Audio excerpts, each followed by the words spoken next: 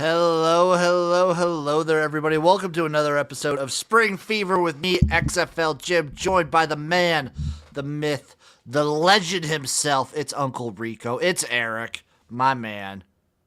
What's How up, you my doing? man?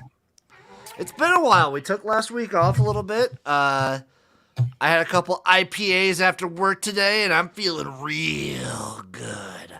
Feel like I want to talk Dude, some Arlington Renegades. I'm letting you know the brewery by me, phenomenal brewery named Mickey Finn's. You guys are in the Chicagoland area. Come check it out. They have this brew called Santa's Magic. Solid 8.6% alky. Woo! Woo! You want to talk about some juice, my friend? That is fucking juicy. So before we do our Arlington Renegades sort of, I'm going to call it a team preview, a vibes team preview. There was a little bit of XFL news in the week. We had some quarterbacks, some supplemental quarterbacks as they were called, picked out. We had Kurt Benker and De'Aaron King, quote unquote, assigned. De'Aaron King was assigned to the DC Defenders, which I believe is probably going to be Eric's team now. That is my team.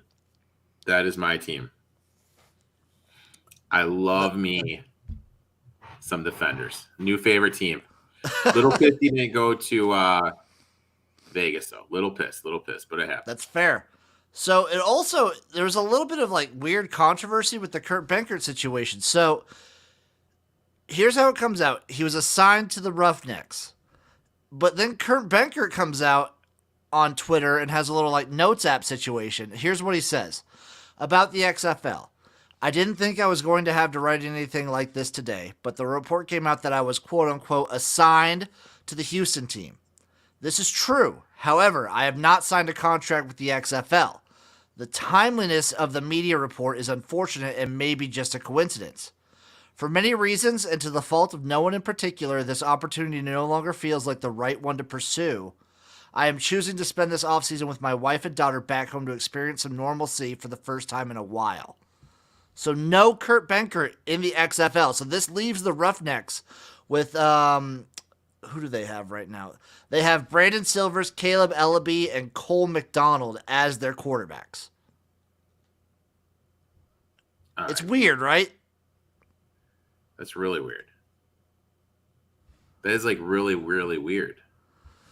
Like, was there a leak or something? I don't understand what caused him. Like, the contract wasn't already signed, but someone mentioned that he was assigned to a team. Yeah, that whole thing is like weird to me. That doesn't make any sense. And I don't understand, even if it was like I don't know why this would cause him to not want to sign with the XFL. It just feels wonky. It feels weird. That feels really weird. I don't get it. I don't get it either. But De'Aaron King is on the DC Defenders, and that's what Uncle Rico cares about. That's all I care about. Give me some DC Defender gear. I'm Googling it right now. DC Defender gear. I got gear for every team. I'm going to do, I think maybe this weekend I should do a XFL merch review. I got one piece of merch for every team. Are they going to have the same colors as before? I'm spacing. They're still red and white. They're still the red and white. The only thing that really changed was the logo. And, I mean, we could do, I feel like we'll do uniform breakdowns whenever we do the team previews. So We'll do that for each team. But they look slick. They look really good. The only thing that really changed was the logo. I'm going to be honest, I like the old logo better. But this one's not terrible. But today, Eric, we are talking about the Arlington Renegades, formerly known as the Dallas Renegades. I don't know. I think we should start off talking about like the gambling aspect of it. So they're plus 400. They're one of two teams that are plus 400 to win the XFL in 2023. Well, for those who don't know, I'm really big on offensive and defensive lines. Okay. They have a great center in Folkerts. I think based on what I looked at, they could easily have the best offensive line. And I really know a lot of people make the thing about the quarterback play and everything in these leagues. But at the end of the day, you have to have the time. You have to work in the trenches. They have a veteran. We saw it at the USFL. We saw it with like the Breakers that Kyle Sloter was one of the better quarterbacks in the league, but the offensive line just wasn't maintaining. And like the teams with the two teams with the best offensive lines were the Generals and the Stallions throughout the season, and those teams dominated. Yep. And then they have a great defensive line, size, strength. You could make an argument this is the best defensive line in the XFL. They're going to be very hard to run on, and they have a guy named Clark who's going to be able to get to the quarterback and create pressure. I like the plus 400, but I'll be honest, I really don't want to lay any futures because you don't know. You know what I mean? There's no value. There's especially like anything no under 500. There's no value. Yeah, but B, you're basing stuff off old college stuff. You know what I mean? Like you really don't know what you're getting. I guess that's my point. So we could go through the staff real quick before breaking down the roster. Obviously, head coach Bob Stoops. He was in the XFL in 2020. Everyone knows his college record. Guy's a good coach, and he seems to be committed to the XFL. Yeah. So there's 2 offensive coordinators. What do you think about that? As long as they know who's calling plays. So you have Jonathan Hayes, who was the former head coach of the St. Louis Battlehawks. He's going to be the one calling plays from what I've read. I believe he's going to be the one calling plays, which with a dominant offensive line. I did a write-up of the Arlington Renegades for Sports Gambling Podcast. I did a write-up of this team. I was with you. I think this offensive line in particular has the potential to be one, if not the best in the league. I think the Renegades could have one of the strongest run games in the league with this offensive line combined with who did I like a lot? I love Dexter Williams. Yeah. Kenneth Farrow's a beast. I think this could be an extremely strong team line-wise. Yeah, Williams is a big dude. Then they got Chuck Long as another offensive coordinator, though, too. Haynes is calling this. I like Dexter Williams too. Very explosive when he played in college. He's the biggest one. He's got the best size. Wide receiver. I'll be honest. The one thing though is if whatever reason the run game is not clicking and they need to pass the ball, this wide receiver unit isn't that good. They really don't have the field stretcher, if you will. Now, why is the field stretcher big? Having someone that can stretch the field is going to open up the underneath stuff. If you don't have that guy that can take the roof off, it's kind of hard to get the underneath stuff. So that's one of my worry points that I am concerned about, where if they do get in a situation where they do need to pass, I'm a little bit worried about the spacing that the offensive passing game is going to have. Yeah, like they have a couple really good route runners. Like I think Flynn Nagel's a good route runner. I think Smallwood's like a fairly decent receiver. But you'd want to see a speedster. Like in these sort of leagues, it really helps to have a guy that can take the top off a defense. Just because when you have that much separation, if you just get a really fast guy in a league like the XFL, there's not too many defensive backs that'll be able to keep up with them. No. If you don't have that guy that can push the pace, it's really tough. I do think getting Sal Cannella, who was one of our projected top tight ends of the USFL, and I believe has a huge body for this, he could be an extremely, extremely good player in this league. You saw it with the Renegades in 2020. Different team, I understand. Different team. Donald Parham was lighting the league up, and then he got an NFL offer. I think... Who do we think he's going to lead the Renegades in receptions? I think so too. I think flat out he'll lead with receptions. Who do we think gets the starting job at quarterback? So they have Drew Plitt, Kyle Sloter, and then they got Kevin Anderson. Plitt's a complete unknown. He should be a little bit more explosive. I think Sloter is going to be the guy. When push comes to shove, I think Sloter. I think Sloter is going to be the guy. I think it's going to be Plitt to kind of start out just because he was a little bit more explosive at Ball State, a little bit more, can do a little bit more with his feet. But I think they're going to go with Sloter and the experience. You saw a lot of Sloter before he got hurt in the USFL, he was running it. He could do something with his feet. He's dangerous. I think he gets the move. They can do some stuff. This Renegades team is intriguing. I feel like I agree with you. I don't know if there's any stars, but I feel like it's foundationally built so well, especially on the offensive and defensive lines. I feel like they just have a rock solid foundation to build from. Yep. Yep. They're great in the interior, and that's where it all starts. My my one big worry is if it comes to passing, who's the guy on the outside? I know they I'm have just worried they yeah, don't have I a guy know that can take the top off. I think Sal Cannell is a guy that'll be consistent on short yardage stuff. Like if it's 3rd and 4, I think they're going to be able to convert. You know, yeah. I just don't think you get into a situation where it's 2nd and 11, Yeah. or like God forbid you don't have a good first down. I don't want this team behind the sticks. Yeah, you don't that'd be the worst thing. They do have a Spurrier on staff. They do have a Spurrier. Okay. They got Scott Spurrier as the tight ends and special teams coach. Okay. Okay. And then they have a co-defensive coordinator situation too with Jay Hayes and Tim Lewis. Jay Hayes, for everyone who remembers, similar his brother Jonathan, they're brothers. He was the defensive coordinator of the St. Louis Battlehawks in 2020. Really good defense. So I like where this team's at. Yeah, I mean, on paper it's really good, but paper is paper. You know what I mean? Like we have to kind of see it out there. Also, maybe think about the refs because this is technically the hub of the XFL is Arlington. They're gonna want to push this team. So you're going with that narrative? I might go with that narrative. You might see a little conspiracy theory Jim here, where this is the team. This is like you remember in 2020 they got that push. Like they were the first team announced. Bob Stoops is the first guy announced. There's some stuff going on there. You're being that guy. Well, just for like, it's fun. It's fun to be that guy. For argument's sake, you're just going to be that guy. I'll be that guy. Yeah. If I have to be, I'll be that guy. I'll take that up. And then we got the. What do we think of the uniforms? We got the Renegades uniforms. I'm a fan. I do like. I'm a sucker for the powder blue. I'm going to be honest with you. Like I'm a sucker for the blue. What do you think, Eric? I don't like the powder blue. You're wearing that hat. You're wearing that hat, and you don't like the powder blue. Well, this is Honolulu blue. Oh, shut the fuck up.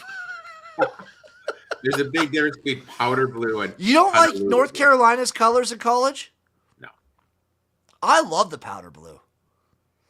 I mean, I'm looking at these uniforms. I like the white with the.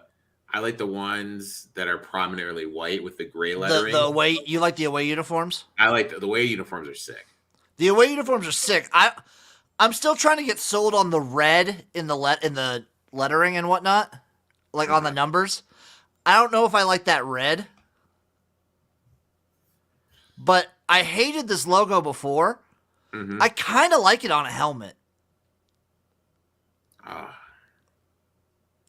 Like I still don't like it overall. Yeah, I just had the full. I just made the screen full. I didn't even notice the red outlining on the numbers. I don't like the red outline. That is awful. Yeah, not a fan of that. I take it back. I take it back what I said. I don't like these. I like the blue. And like if I they like didn't the helmet. have the outlining. Oh, it'd be awesome. It'd be badass. It'd be 1,000 times better without the red, right? Yeah, oh for sure. I'm not a big fan of the red. And I will say the logo's growing on me on the helmet. As far as like on the helmet, I like the logo. Mm-hmm. Like I think it works. So let's contrast that. Let's take a look at the XFL. Dallas Renegades unis in 2020. Let's see what we think. Because I think they didn't change a ton, but that red is just not doing it for me, man. I'm not a big fan of that red either. Okay, let's see if I can pull both of them up here. No, we can just get the home. It just, I would like to see just a little bit more. So here, let me see, bam. So here's what the 2020 uniforms, the home uniforms look like. It's okay. I don't think you need the blue helmet. I think you can scrap the blue helmet. Yeah. But I like it. It's okay. I like the red on the pants. Mm-hmm. These ones are decent. Nothing to like write home about. I would love the 2023 uniforms. I think they would be like top 3. Mm-hmm. in the league if it wasn't for that red. Yeah, I can see that. I like their coaching situation. I I like what they've done.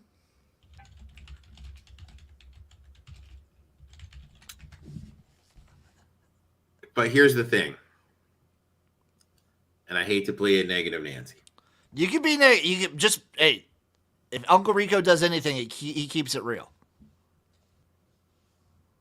Remember at the USFL we were talking, I think it was the Panthers, we talked about like this, like the great situation they're in, and they're just completely dog shit. True, but I do think Bob Stoops and Jonathan Hayes, like they've coached in these leagues before. Like Jonathan Hayes in particular was really good with the Battlehawks. And I think they're in a better position than Jeff Fisher, who hadn't coached any football in what, like 8 years? Yeah, that's true. That's true. Like I trust the staff of the Renegades more than I would trust the Panthers in the USFL. Okay. That's fair enough. That's fair enough. And then they're playing at Choctaw Stadium, which I don't know what we think about that. Let me see how many people it holds. Choctaw Stadium holds 48,000. That's a pretty big stadium, my friend. It's a pretty big stadium. It's like a multi-use field. That's a pretty big stadium, my friend. It's a pretty big stadium. 48,000 is pretty damn big. Oh, we got a little post in the chat. Elusive Poet. I hope they use some of the 2020 uniforms in the future for a game as throwbacks. I think that works for a lot of teams, but like the teams that changed won't have that opportunity is the only issue. Like you can't get a throwback San Antonio Brahmas uniform. Yeah, but I mean, like maybe get it.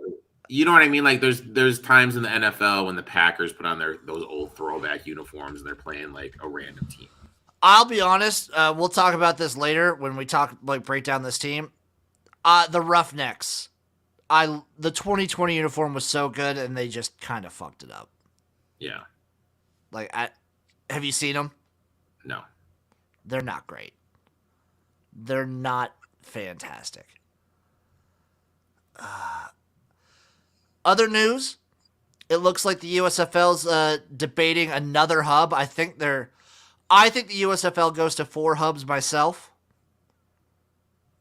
So right now they have at least a southern and a northern. I think they have one in Michigan.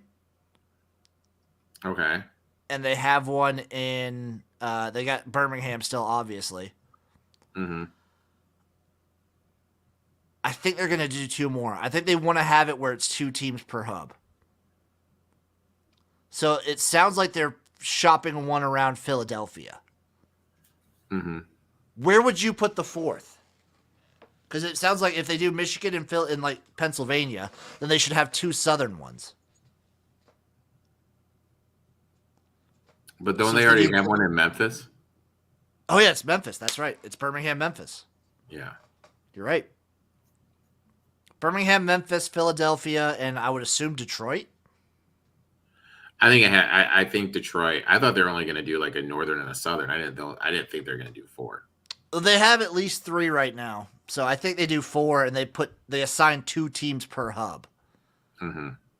Which still kind of screws like 4 teams that don't get a home.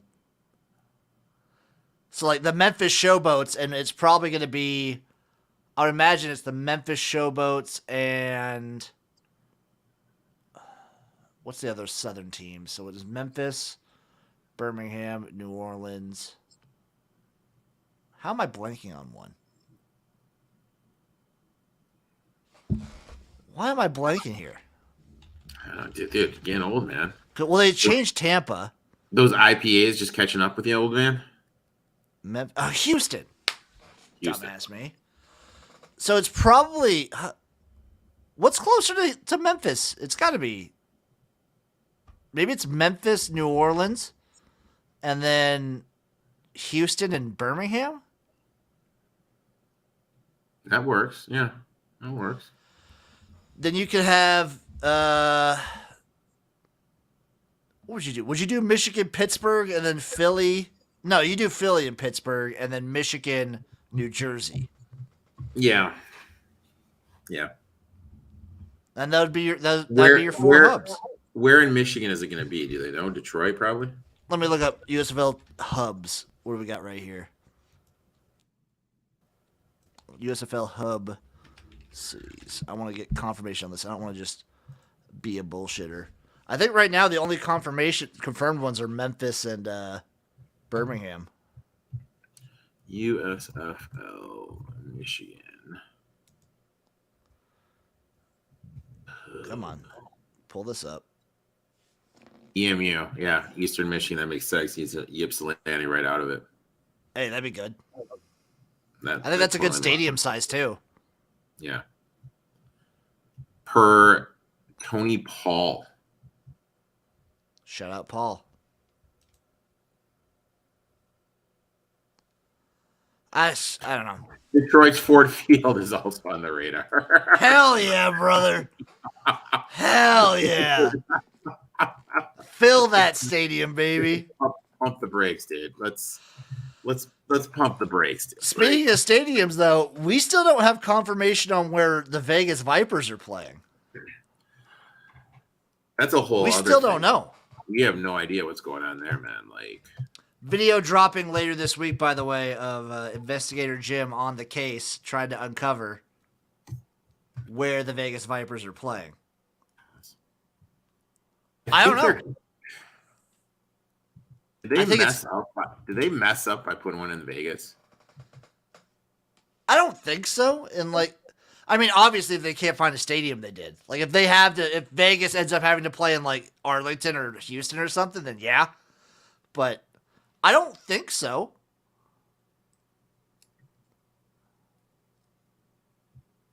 Like, where else would you put it? I don't know. I'm just saying, if they don't have a place, they can't use it. The fact that they don't have a place is concerning, but I don't think in just generality that they messed up, as Vegas is a good market. I think Vegas is a good market, but you don't have a place to play. You gotta have a place to play. Yeah. I don't understand. I don't know. I don't know what the situation is there. It's weird. Again, weird. I'm telling you, they're going to be playing that baseball field. Which one? I have it as spoiler alert for my video later this week, people. But I have it at Cashman's. That's where I have it kind of being played. Cashman's Field. I think it's like a multi-use sort of baseball field. Not a huge crowd. You know what I thought would be cool though?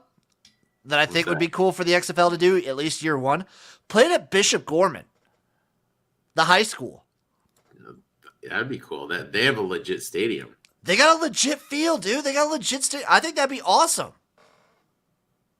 Right? Oh, Cashman is the soccer team, right? Yeah, it's like a multi-use soccer field sort of thing. I think it'd work. Yeah. I think that makes the most sense, dude. I think obviously St. Louis probably is going to have the best home crowd environment. Oh, yeah. Close. DC had a pretty good one, though. So, final thoughts. Oh, where are you going? I'm just looking at these images. Interesting. It would be an interesting visual. It would be. I don't know what you do with, the stand situation. The stand situation is interesting. We're just going to say that. So there's a certain sports book I'm not going to name that has other XFL futures out there besides just the straight up ones. Okay. So they have these weird competitive ones with the USFL. So here's a proposition. Game 1 of the XFL or Game 1 of the USFL has more viewers this year. XFL. It's minus 210 for the XFL. I think you're right. I think the XFL does seem to have more buzz around it, which is wild. Have you seen the USFL commercials for the on the Fox games and stuff like that in the NFL? Yeah, they're just showing repeats. Hey, that's what you do. You show the games that you played, and they were hype. man. Like I don't know. I feel like they got to be. I still feel like they need to do better promoting. Yeah, I think their promoting sucks. Push your stars. Push your stars, USFL. Come on. Their promoting sucks, dude. Other proposition, what will have the most viewers, the USFL Championship or the XFL Championship? That one's interesting. I think it's going to be the XFL. So the XFL Championship might fall around where Masters happens, though.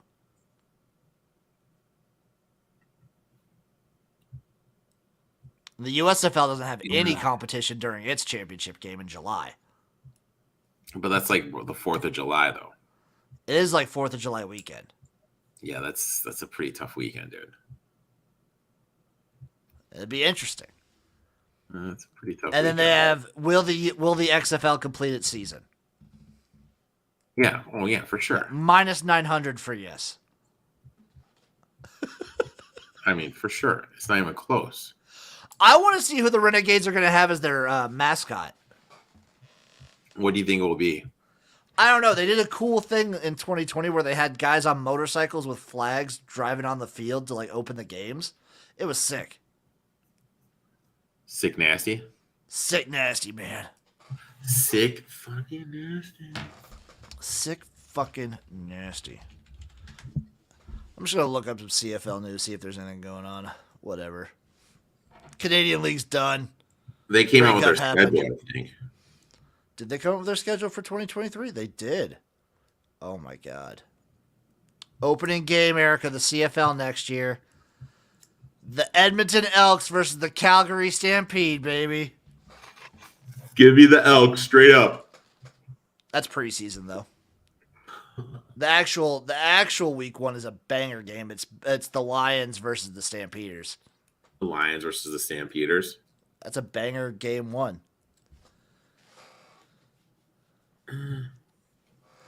We'll see. I hear that the CFL's like experimenting or potentially doing some weird schedule stuff. Like what? Like maybe some weekday stuff. Some more weekday. We talked about it. That's what we need to do, man. But I wonder. So when they start out, though, they could play on the weekends up until what, like Labor Day? Yep. So they could play on Saturday and Sunday, and then do the Labor Day Classics weekend, and then jump to weekdays during like the NFL and college football season. If they were smart, that's what they would do. Because you could still, like, they start early June. Basically, June till the end of August, you can play on Saturdays and Sundays easily. I think. I agree. I think that there's no... How can I word this?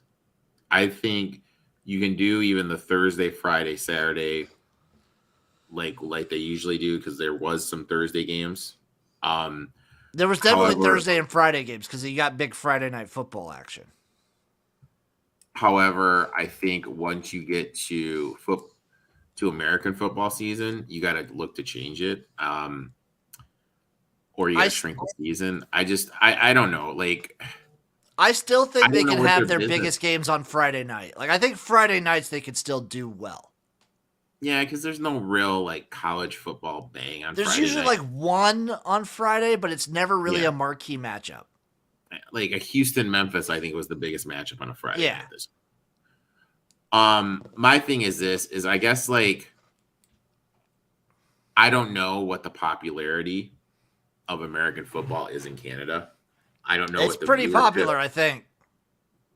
So if that's the case, they have to do something to combat that, because they have zero chance going up against it, which is sad because I'll be honest, that championship game was a legit game. I saw the end of it, with the Argonauts and the Blue Bombers, but it's at a bad spot. You know what I mean? Like it's hard to compete. It's just, you just can't compete. You just can't do it. And then again, do you really want your championship game during the middle of the week? I don't know. It's just an uphill battle with them when your schedule goes against NFL. Yeah, that's what these leagues like the XFL and USFL have, like a leg up, so to speak. Like I wouldn't call either of them better, but the fact that they're in a detrimentally different part of the year than the NFL and they're not going up against it. which helps out greatly. With them, the whole thing comes down to marketing. Especially on the USFL side, are they going to get the marketing done right? If they get the marketing done right, I think they got legit legs because they're going to be the ones. I believe they're the ones that start out right after the NFL season. Correct? The XFL, yes, I believe the week after the Super Bowl. That's perfect. When does the USFL start? Usually it's like early to mid-April. It's usually right around like when the Masters happens. Okay. Let's see if the USFL has a 2023 schedule. Nothing yet. Nothing yet. Lame. But the XFL also had an updated salary thing that came out. So here is I want your take on this. The XFL salary right here. So through training camp, players make $800 per week. That's just training camp. Okay. After completing training camp, the base salary for each player is $59,000. Okay. And I believe if you're on like a travel roster, if you're like playing in a game, there's a per game payment of $5,000. Okay. And then there's a win bonus.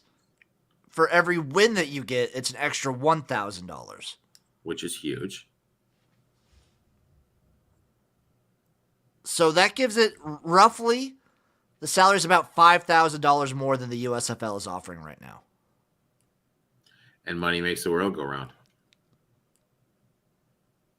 I mean, look. And also, that's not including, there's also $20,000 in benefits like healthcare, dental, and housing. I think healthcare is the big thing. Like if you're They're also paying for housing, which is pretty big too.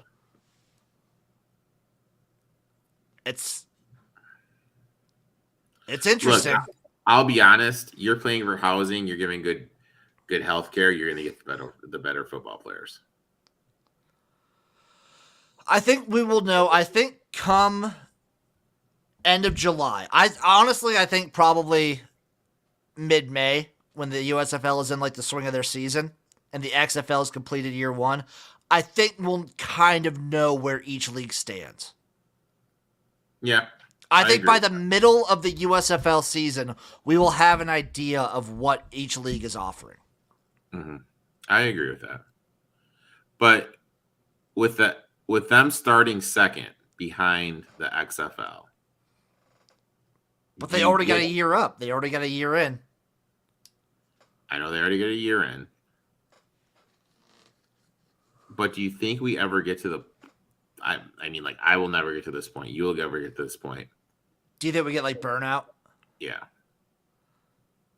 Possibly. But I feel like people are always looking for something to watch. Mm-hmm. And football's just such an easily universal thing that people can tune into. I mean, football is a great thing to watch. It's all like kids always love it. I love it. You have especially like, but the especially thing is, I don't have to have promotion, and the USFL we talk about every effing week is just so goddamn half-assed with their promotion. They just always are, in my eyes, are going to be fighting an uphill battle. I think you'll always have the market of people that like. You'll get people that, oh yeah, he played in college. I liked him there. There's always going to be enough of those players.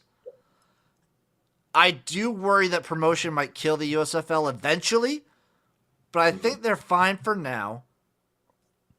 I want to see, so like bowl games that Fox does, or like NFL games that Fox does. I want to see better commercials. I want to see better push for it. Yeah. But I really don't know if they care. I don't think they care at all. But like I think like the ratings will still come decently. Mm-hmm. And as long as the product is fine, which we saw last year, it got improved throughout the season. It got pretty good. I think they're fine with that. Yeah. Yeah, I see that. I mean, I think, yeah, I agree with what you're saying. I mean, as long as it keeps getting improving, I think they're going to be fine with it. And I think eventually that like they're doing the long con. Like they're gonna dip their toes in. They're gonna have hub cities this year. They're gonna eventually move out to markets. Da da da da da da da da da, and then they're just gonna like slowly do it. I want to see the XFL's year one. I'm excited. I really want to see a year that we get both these leagues. Yeah, like both these leagues going at it would be great. And I really fully feel we'll understand where each league sits in the quote unquote spring football hierarchy come like middle of the USFL season, like May, early June. Okay. Like the XFL will have completed its season, and then we'll be in the thralls of the USFL with new players because I think at the very least 3 teams are going to have a different starting quarterback. Because the Breakers don't have Kyle Sloter. The Generals don't have Luis Perez because both those guys are in the XFL now. That's one of the things that I'm looking at. It's like, But, and then the Stars, the Philadelphia Stars, I'm pretty sure Case Cookus is not coming back. He's either retired because he died, because his body just died, or where's he at right now? He's got to be on a roster or something, right? No, his legs messed up. He's done for a while. Oh no, dude, he's on the practice squad of the Rams. Are you serious? Yeah, he's on the Rams. Jesus. He's on the practice squad of the LA Rams. Case motherfucking Cookus doesn't stop. Look at that, dude. But I think Jordan Ta'amu's back. I don't know what the Gamblers do at quarterback because they were god awful. The Panthers, I don't think there's a chance Paxton Lynch starts, right? I mean, who else do you have? Like, Brian Scott, I think is still an Oh, did he actually sign with an XFL team, or was he just in the sort of draft?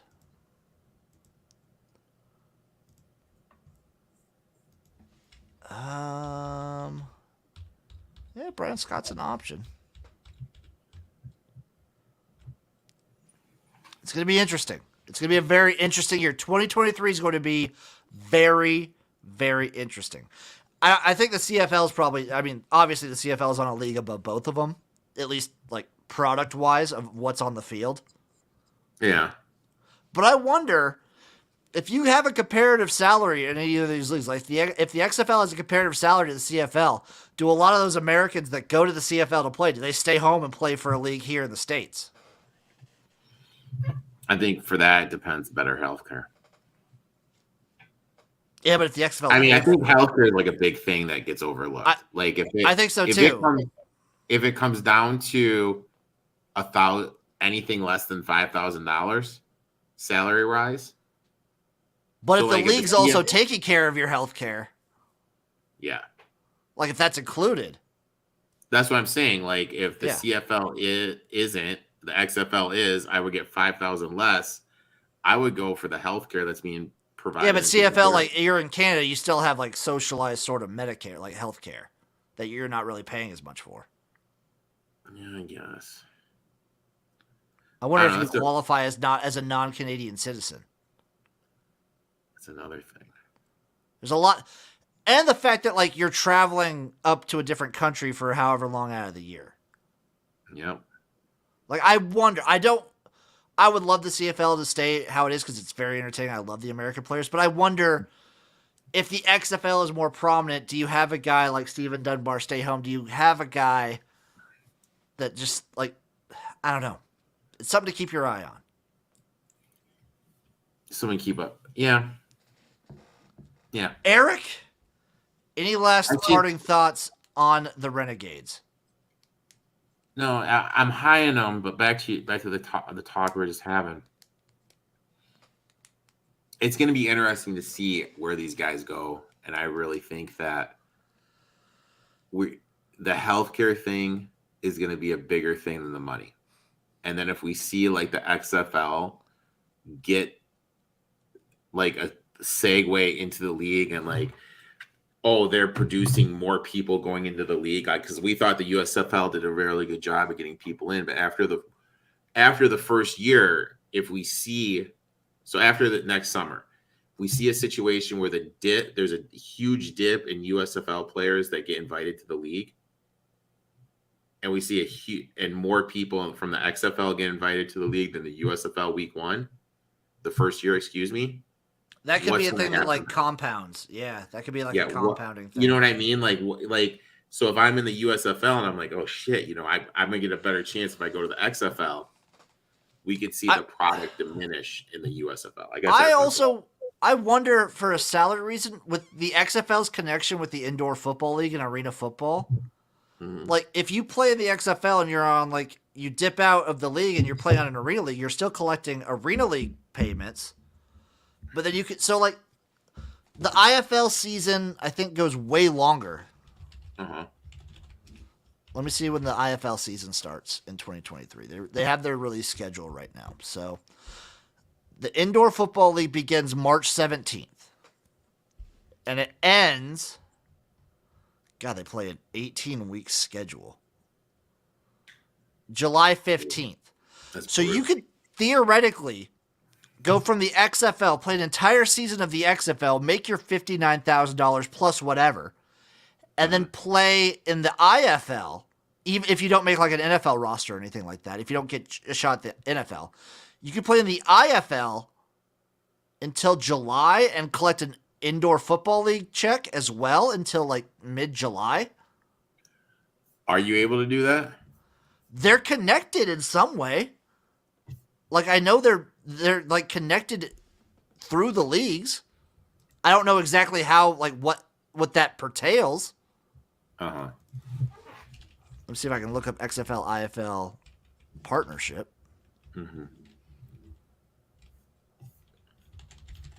Like that would be an interesting way to do it. Yeah.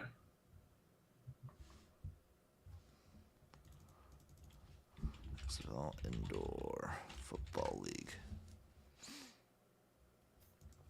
So let's see what this says. What their announcement when they announced it. The partnership provides the framework for transferring players between leagues and the opportunity for players released from XFL teams to be transferred to Indoor Football League squads. The two leagues will also work together in scheduling joint tryouts and sharing video game films. Interesting. So I don't know. I don't know how this works.